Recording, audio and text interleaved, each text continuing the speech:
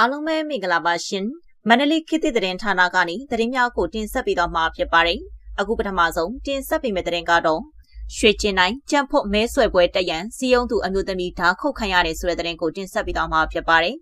အာနာသိန်းစစ်တပ်ကျင်းပမဲ့ရွှေကောက်ပွဲတွင်ပဲခူးတိုင်းရွှေကျင်မြို့နယ်မှာပါဝင်ရှင်းပြပြီးပြည်ထောင်စုကြံ့ခိုင်ရေးနဲ့ဖွံ့ဖြိုးရေးပါတီ USDP ကိုယ်စားလှယ်လောင်းမဲဆွယ်ပွဲတက်ရောက်ရန်ဒေသခံများအား PR ပေးခဲ့သူပါတီအလုပ်အမှုဆောင်အမျိုးသမီးတအုပ်ကိုဒေသခံအမျိုးသားတအုပ်မှဓာဖြင့်ခုံမှုဖြစ်ပွားခဲ့ကြောင်းသိရပါတယ်။အဆိုပါဖြစ်စဉ်မှာရွှေကျင်မြို့နယ်အနောက်ဘက်ကြီးရွာတွင်နိုဝင်ဘာ14ရက်ကဖြစ်ပွားခဲ့ခြင်းဖြစ်က USDP ပါတီအလုပ်မှုဆောင်ဒေါ်အမစိန်ဆိုသူက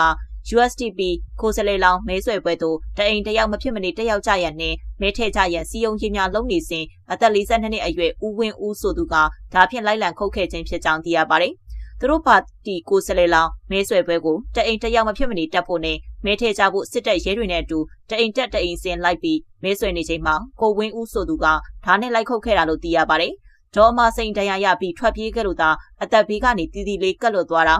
အခုတော့ကိုဝင်းဦးကိုဖမ်းသွားကြပြီလို့တော့သိရတယ်ဗျာဟုရွှေကျင်ဒေသခံတအုပ်ကပြောပါတယ်ဖြစ်စဉ်ဖြစ်ပွားပြီးနောက်စစ်တပ်နှင့်ရဲတပ်ဖွဲ့ဝင်များကအနောက်ဘက်ကျေးရွာကိုပိတ်ဆို့ပြီးဓာဖြင့်ခုတ်သူအားဖမ်းဆီးကရွှေကျင်မြို့မှာရဲစခန်းတွင်ပါ44မြန်ဆောင်2025ရွှေကောက်ပွဲကောက်ွယ်ပေးရေးဥပဒေပုံမှန်24ကကြီးဖြင့်အမှုပွင့်အရေးယူထားကြောင်းသိရပါတယ်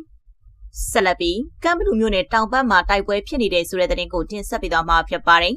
စကိုင်းတိုင်းကပ်ဘလူမြို့နယ်တောင်ဘက်ချမ်းမှာစစ်ကောင်စီတပ်ထိုးစစ်ဆင်လာတာကြောင့်တိုက်ပွဲဖြစ်နေတယ်လို့ဒေသခံစစ်ရေးသတင်းရင်းမြစ်တွေကပြောပါတယ်။အခုနိုဝင်ဘာ12ရက်ကရင်တိုက်ရွာအနီးမှာစစ်ကြောင်းပြတ်သွားတဲ့အထိတိုက်ခိုက်ခံရပြီးတဲ့နောက်စစ်ကောင်စီကကပ်ဘလူမြို့ပေါ်ကနေအင်အား100ထက်မနည်းဖြည့်တင်ပြီးကာဘိုးရွာဘက်ကိုစစ်ကြောင်းထပ်ထိုးလာတာလို့ဆိုပါတယ်။အခုဖြစ်တာကကာဘိုးရွာနဲ့အောင်ချမ်းသာအုပ်စုထဲမှာပဲသူတို့စကားစားဘက်ကအရင်ကာဘိုးမှာရှိတဲ့အထိုင်နဲ့မြို့ပေါ်ကထပ်ဖြည့်တဲ့အင်အားနဲ့ဆိုအိုင်ပေါင်း6ရွာအနီးတစ်ဝိုက်ကို250လောက်တုံးထားတယ်လို့စစ်ရေးသတင်းရင်းမြစ်တအုပ်ကပြောပါတယ်။တိုက်ပွဲဆက်ဖြစ်နေပြီးလုံခြုံရေးအရနေရာအခြေအနေကိုမပြောနိုင်သေးဘူးလို့ကမ်ဘလူခရိုင်စစ်ရေးတာဝန်ရှိသူတအုပ်ကအသိပေးပါတယ်။အခုတစ်ချိန်မှလည်းဒီကောင်းတွေတော်တော်ထိတယ်။အဲဒါကြောင့်မြို့ပေါ်ကအင်အားတွေထပ်ပြည့်နေရလို့ကမ်ဘလူဒေသတွင်သတင်းရင်းမြစ်ကပြောပါတယ်။စစ်ကောင်စီတပ်စစ်ကြောင်းကြောင့်ကမ်ဘလူခင်ဦးရေဦးတပ်ဆယ်မြို့နယ်အဆက်နေရာတွေမှာနေထိုင်တဲ့ပြည်သူတွေအနေနဲ့လေကြောင်းအနေနဲ့အထူးသတိပြုဖို့လေဒေါ်လာရေးအင်အားစုတွေကတိုက်တွန်းပါတယ်။နိုဝင်ဘာ12ရက်ကကမ်ဘလူမြို့နယ်ကာဘိုးရွာကနေရင်တိုက်ရွာဘက်ကိုစစ်ကြောင်းထိုးလာတဲ့အင်အား102ဦးပါစစ်ကောင်စီတပ်ကြားဖြတ်တိုက်ခိုက်ခံရပြီးစစ်တုံးပန်း15ဦးဖမ်းမိပြီးတေဆုံးသူ90ခန့်ရှိခဲ့တယ်လို့ကာကွယ်ရေးတပ်ဖွဲ့တွေကထုတ်ပြန်ထားပါတယ်။ဒါပြင်လက်နက်ခဲယမ်းတွေလည်းရရှိခဲ့ပါတယ်။ဂျမိုက်တဲ့တင်ဆက်မှုကိုဒီမှာပဲရန်လာခွင့်ပြုပါရှင်။အားလုံးပဲရှင်လန်းချမ်းမြေ့ကြပါစေရှင်။